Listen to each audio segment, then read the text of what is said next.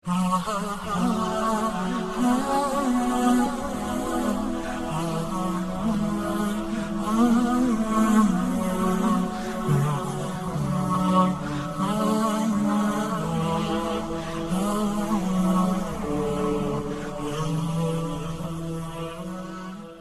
هل يستوي الذين يعلمون والذين لا يعلمون إنما يتذكر أولو الألباب. بگو آیا کسانی که می‌دانند و کسانی که نمی‌دانند برابرند؟ همانا تنها خردمندان پند می‌پذیرند.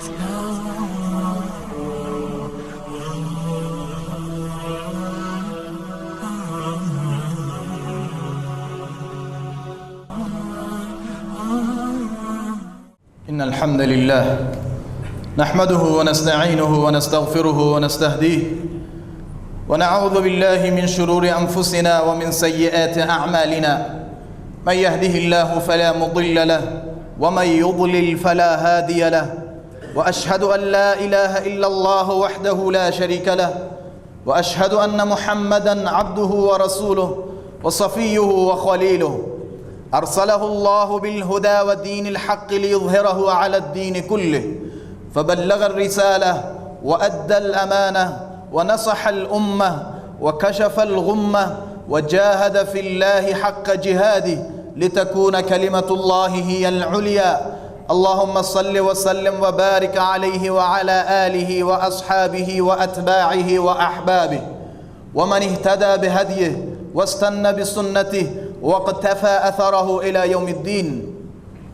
با توجه به شروع و آغاز سال تحصیلی جدید و آغاز سال کسب علم و دانش، بنده بنا رو بر این نهادم که و مناسبت دیدم که این خطبه تحت عنوان اهمیت و فضائل طلب علم و دانش اختصاص پیدا بکند. یعنی اون فضائل و ارزش هایی که در کتاب و سنت برای طالب علم و کسی که جستجوگر علم و دانش هست بیان شده رو به طور خلاصه به آن بپردازم. و قبل از اون نیاز هست این را بدانیم که وقتی علم و دانش به صورت مطلق بیان می شود، منظور علم شرع هست. وقتی ما صحبت از فضیلت طلب علم به صورت مطلق می کنیم، پس علما میگن منظور علم شرع هست و آن فضائلی که در کتاب و سنت بر آن مترتب می شود علوم شرعی منظور هست.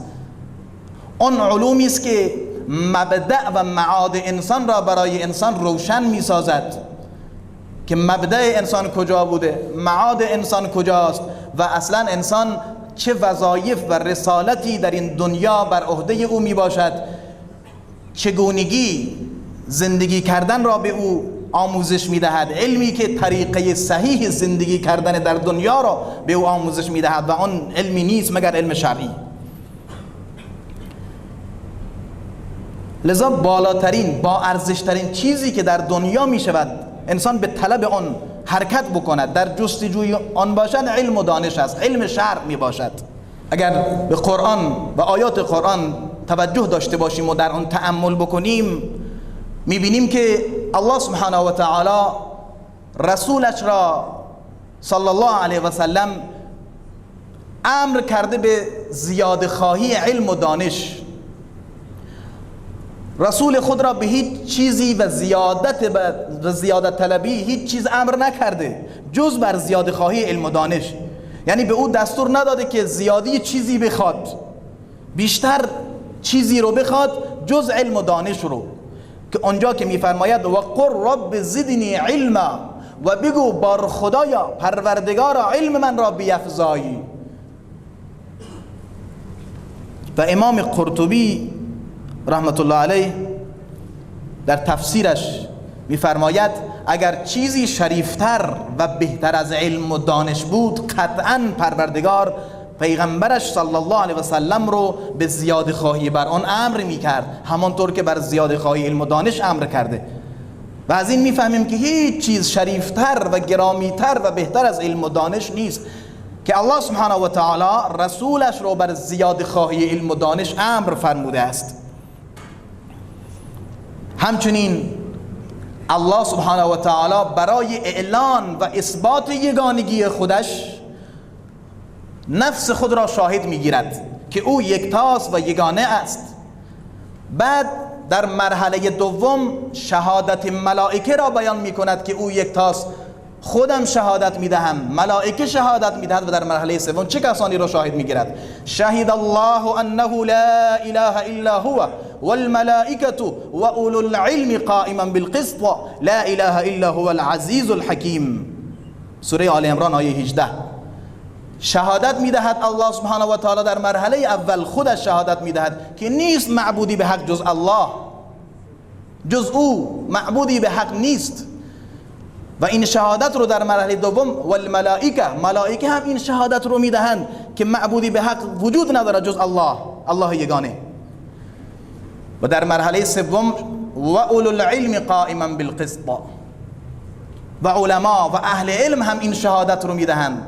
لذا خداوند شهادت اهل علم را مهم میداند که اون را بیان میکند بعد از شهادت خودش، و ملائکه شهادت اهل علم را بیان میکند و این شرفی است بر اهل علم و علما. و خداوند در حق اهل علم و در حق علما میفرماید انما یخشى الله من عباده العلماء.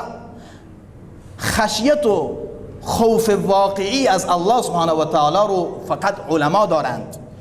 خشیت حقیقی از الله را علما دارند. انما یخشى الله من عباده العلماء. در سوره فاطر آیه 28. قدر و منزلت و شأن آنها را از این بالاتر میبرد. و در سوره مجادله آیه 11 میفرماید یرفع الله الذین آمنوا منکم والذین اوتوا العلم درجات. یرفع الله الذین آمنوا منکم والذین اوتوا العلم درجات. الله کسانی از شما رو که ایمان آورده اند بالا برد و کسانی که به آنها علم داده شده است درجات بالاتری رو به آنها داد. والذین اوتوا العلم درجات. این جایگاه علم و علما در قرآن می باشد. افمن یعلم انما انزل الیک من ربک الحق کمن هو اعمی انما یتذکر اولو الالباب. سوره رعد آیه 19. آیا کسی که میداند آنچه که به سوی تو نازل شده از حق است، این را میداند، علم آن را دارد، با کسی که کور است و نابینا هست و آیات الله را نمیبیند با هم برابرند؟ مثل هم هستند. انما یتذکر اولو الالباب. فقط صاحبان خرد و اندیشه هستند که متذکر میشوند. قل هل یستوی الذین یعلمون والذین لا یعلمون. بگو آیا کسانی که میدانند و کسانی که نمیدانند در یک مستوا و در یک سطح هستند و با هم برابرند؟ نه. ابن قیم میفرماید با توجه به این آیه افمن یعلم انما انزل الیک من ربک الحق کمن هو اعمی انما یتذکر اولو الالباب. میگه از دو حالت خارج نیست. انسان یا عالم است و یا کور و نابینا هست، یا عالم است و یا جاهل، که انسان جاهل رو به کور و نابینا قرآن تشبیه کرده و این گفته ابن قیم نیست، گفته پروردگار هست که جاهلان رو به کوران و نابینایان تشبیه کرده. و آیات زیادی میفرماید ابن قیم که خداوند جاهلان رو و نادانان را به صم بکم عمیون تشبیه کرده است. اگر توجه بکنیم در سوره کهف به داستان موسی و خضر، باز به اهمیت علم و دانش پی میبریم. پیغمبری از پیغمبران اولوالعزم که کلیم الله هست، هم صحبت و هم سخن پروردگار می باشد، با این حال می رود در پی علم و دانش حرکت می کند. علمی که در نزد او نیست و نزد دیگری هست حرکت می کند تا از نزد شخصی که پیغمبر هم نیست علم یاد بگیرد. حرکت می کند، مشقت و سختی سفر را تحمل می کند. وقتی او را پیدا می کند پس از عرض سلام از او اجازه می گیرد. پیغمبر خدا کلیم الله سیدنا موسی علی نبینا علیه الصلاة و السلام از خضر اجازه می گیرد که آیا من اجازه آمدن با شما رو و کسب علم از محضر شما را دارم، و علومی که مسائلی که پیش میاد و علومی که از خضر موسی علیه الصلاة و السلام یاد می گیرد. مادامی که علم در اهل زمین وجود دارد مردم در هدایت هستند و اگر علم برداشته شود مردم به گمراهی کشانده می شوند و علم به خودی خود از بین نمی رود، بلکه با مرگ علما علم از بین می رود، کما اینکه رسول خدا علیه السلام در حدیثی که در صحیح بخاری و مسلم متفق علیه وارد شده می‌فرماید ان الله لا يقبض العلم انتزاعا ينتزعه من الناس ولكن يقبض العلم بقبض العلماء. یعنی الله سبحانه و تعالی علم را به خودی خود نمیگیرد که علم را بلند بکند از مردم بگیرد، ولی علم را میگیرد با گرفتن علما، تا اینکه هیچ عالمی در اهل زمین باقی نمیماند. مردم میروند از جهال و نادانان فتوا میگیرند، طلب علم میکنند و آنها بدون علم فتوا میدهند، فضلوا و اضلوا، و این فاجعه میشود که خود گمراه میشوند و مردم را به گمراهی میکشانند. این مصیبتی است که در فقد و نبود علما پیش میاد دیگه. در این رابطه باز حدیث دارم در رسول خدا صلی الله علیه و آله میفرماید موت العالم مصیبه لا تجبر و ثلمه لا تسد و نجم طمس و موت قبیله ایسر من موت عالم. قال ابن القیم هذا اسناد حسن. میفرماید که مرگ عالم یک مصیبت و یک فاجعه ای هست که قابل جبران نیست و شکافی است که پر کرده نمی شود، فرجه ای ایجاد شده که دیگه نمیشه پرش کرد و ستاره درخشانی است که خاموش شده است. و موت قبیله ایسر من موت عالم، مرگ یک قبیله به بزرگی قابل تحمل تر است و ساده تر و آسان تر است از مرگ عالم. این همه شرف و ارزش علم و علما که در کتاب و سنت وارد شده. یکی از علما میفرماید حاجت الناس الى العلم الشرعی اعظم من حاجتهم الى الطعام والشراب. نیاز مردم به علوم شرعی به مراتب بیشتر است از نیازشون به غذا و آب.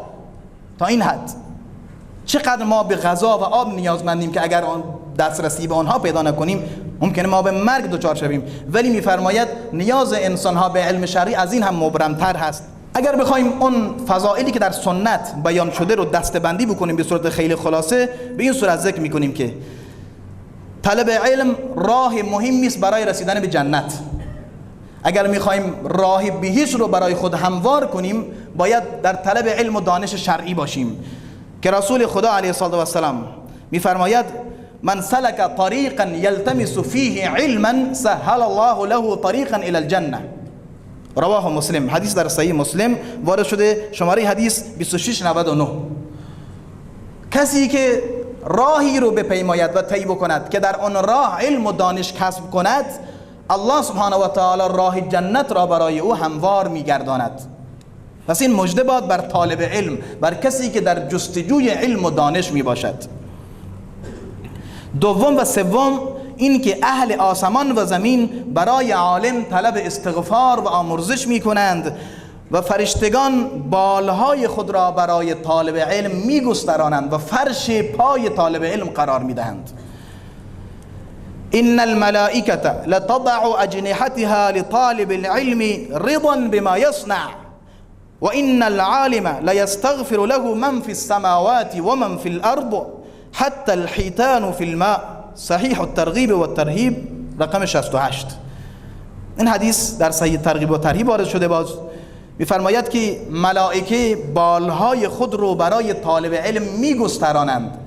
عده‌ای از علما چند تعبیر رو از این کردن، گفتن مراد تواضع فرشتگان در مقابل طالب علم هست. عده‌ای گفتن یعنی فرشتگان از پرواز کردن می ایستند و در حلقات علم و دانش شرکت می کنند، و عده‌ای از علما گفتن حقیقتا به این معناست که آنها بالهای خود را حقیقتا فرش پای طالب علم قرار می دهند. این سه تعبیر از این حدیث شده. چرا این کارو میکنن؟ در حدیث وارد شده رضا بما یصنع، چون خوشنود هستند و راضی هستند از کاری که این طالب علم میکند. به خاطر رضایت که از کار طالب علم دارند بال خود را حتی فرش پای طالب علم قرار میدن. و در ادامه و ان العالم لا یستغفر له من فی السماوات و من فی الارض حتی الحیتان فی الماء. عالم برای او طلب استغفار و آمرزش میکنند تمامی کسانی که در آسمان ها هستند و کسانی که در زمین هستند، حتی الحیتان فی الماء، حتی ماهیان دریا برای او طلب آمرزش میکنند. و این من کل شیء الا یسبح بحمده ولکن لا تفقهون تسبیحهم. ما اعتقادمان بر این است. کسی وهم و این خیال در ذهنش نیاد که چگونه حالا ماهی برای انسان طلب آمرزش بکند، چگونهش به تو ربطی ندارد. و این من کل شیء الا یسبح بحمده ولکن لا تفقهون تسبیحهم.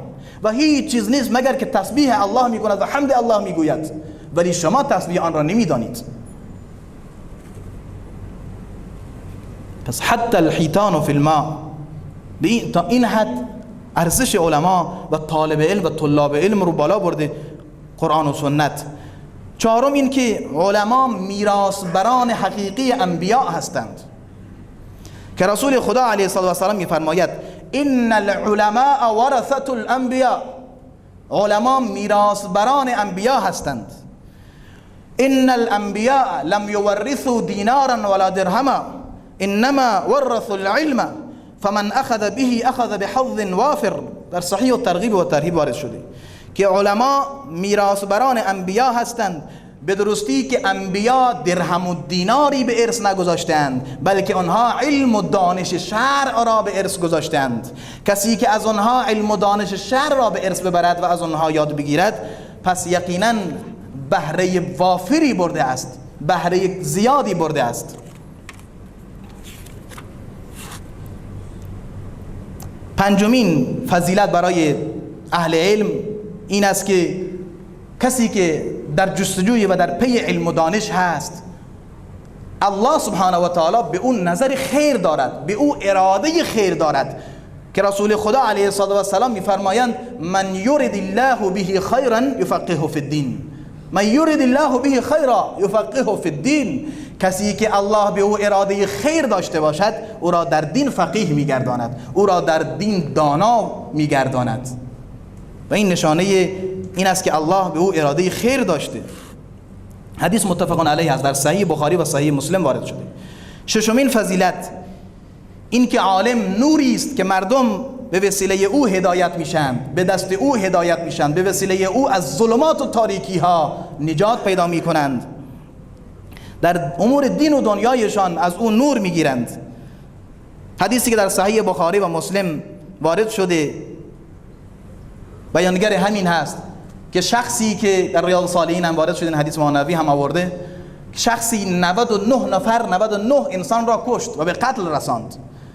بعد خواست حالا توبه ای بکند، سوال کرد داناترین اهل زمین چه کسی هست تا من نزد او بروم؟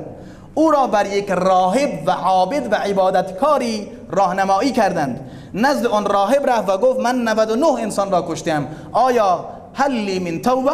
آیا من توبه ای دارم؟ توبه من پذیرفته می شود؟ اون راهب چون راهب بود و عابد بود و عالم نبود گفت نه، توبه ات پذیرفته نمی شود. شمشیر در آورد و گردن اون راهب رو هم زد، گفت 100 تا را کامل بکنم، توبه من که پذیرفته نمی شود. سپس دوباره خواست توبه بکند، سوال کرد داناترین اهل زمین چه کسی است؟ او را به یک عالم راهنمایی کردند. نزد اون عالم رفت و گفت من 100 تا انسان را کشتم، آیا توبه ای برای من هست؟ اون عالم از روی علم و دانش جواب داد و گفت بله، چرا نباشد. یا عبادی الذین اسرفوا علی انفسهم لا تقنطوا من رحمت الله ان الله یغفر الذنوب جمیعا.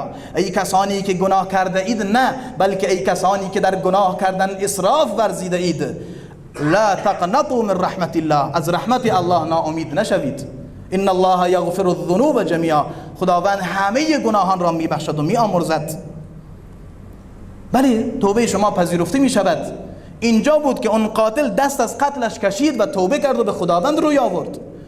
ما حدیثی داریم که به صورت عجیبی رسول خدا علیه السلام فضیلت عالم رو بیان می کند، شاید جای تعجب باشد برای خیلی ها.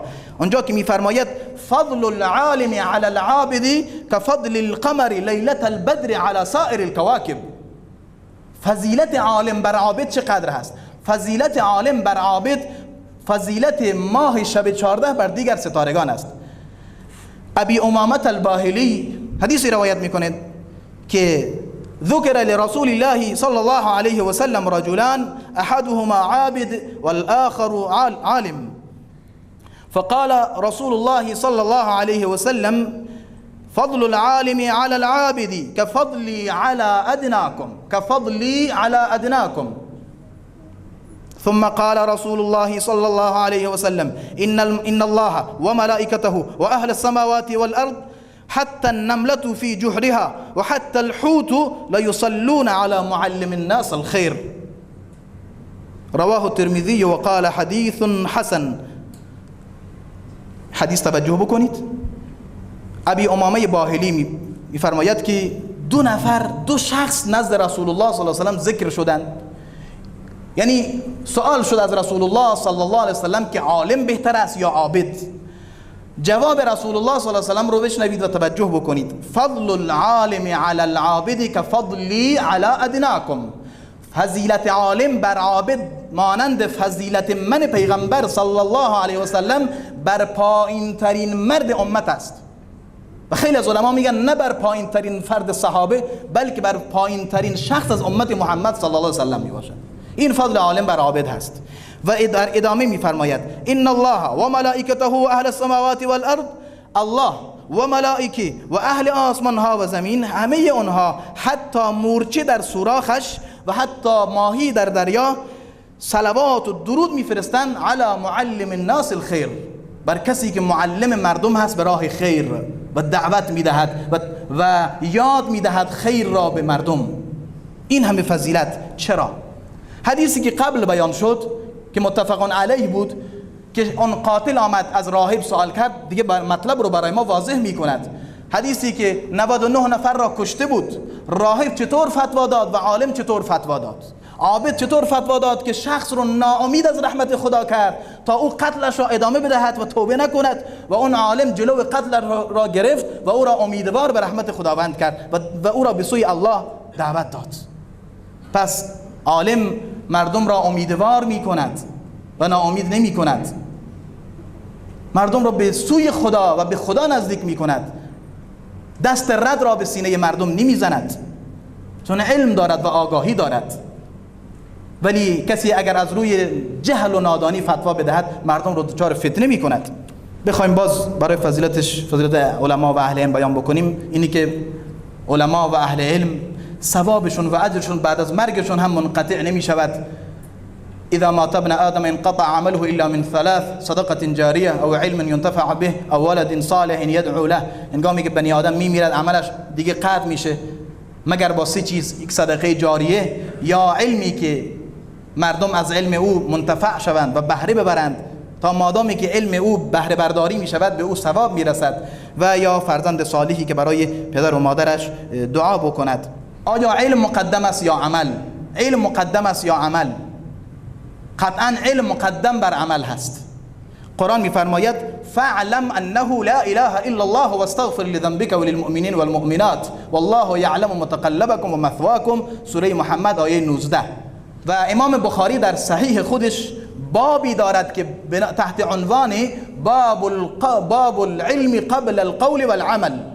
باب العلم قبل القول والعمل، باب علم قبل از قول و عمل. علم نه بر عمل بلکه بر گفتار هم مقدم است، چرا که علم هست که مصحح نیت است، نیت را تصحیح می کند، عمل را تصحیح می کند، گفته را تصحیح می کند. انسانی که علم ندارد چه عملی میخواد انجام بده؟ اگر هم عمل انجام دهد دچار انحراف می شود. پس قبل از اینکه انسان عملی رو انجام بدهد انسان اجازه ندارد، نه من و نه شما، مگر اینکه با علم و آگاهی عملی رو انجام بدهیم.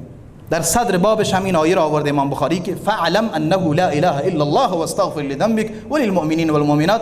ابن حجر ذکر میکند که الله سبحانه و تعالی علم را بر عمل مقدم کرده، ابتدا رسولش را به علم دستور داده و بعد از اون به عمل کردن که استغفار برای مؤمنین باشد.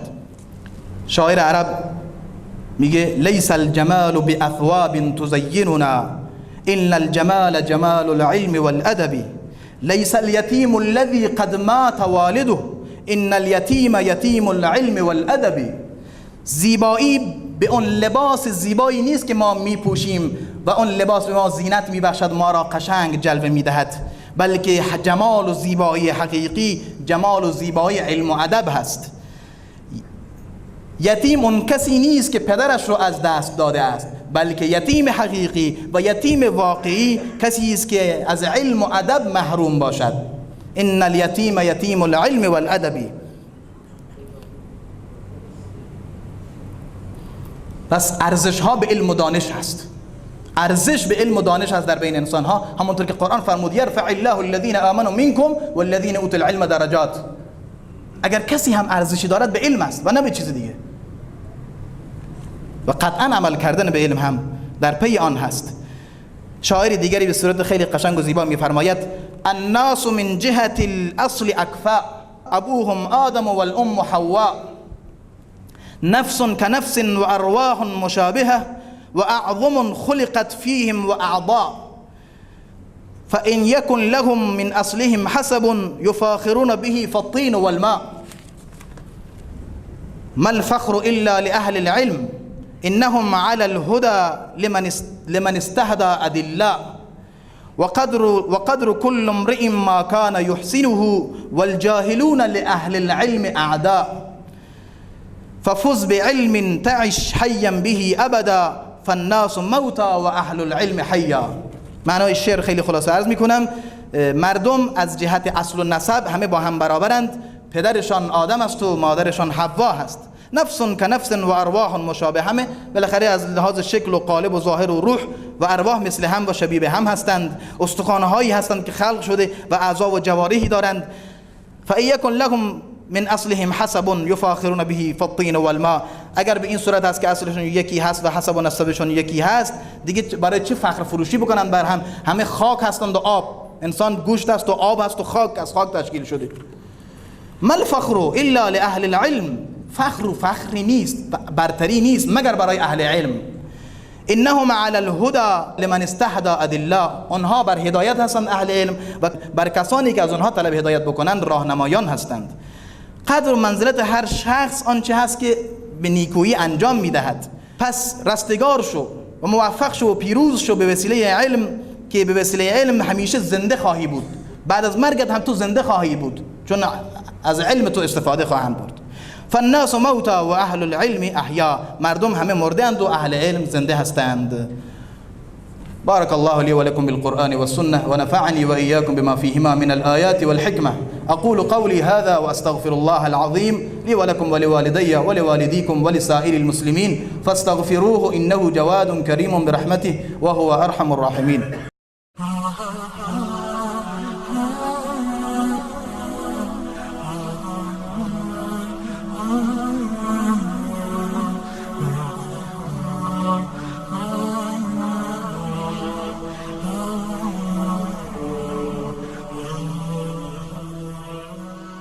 قل هل يستوي الذين يعلمون والذين لا يعلمون إنما يتذكر أولو الألباب.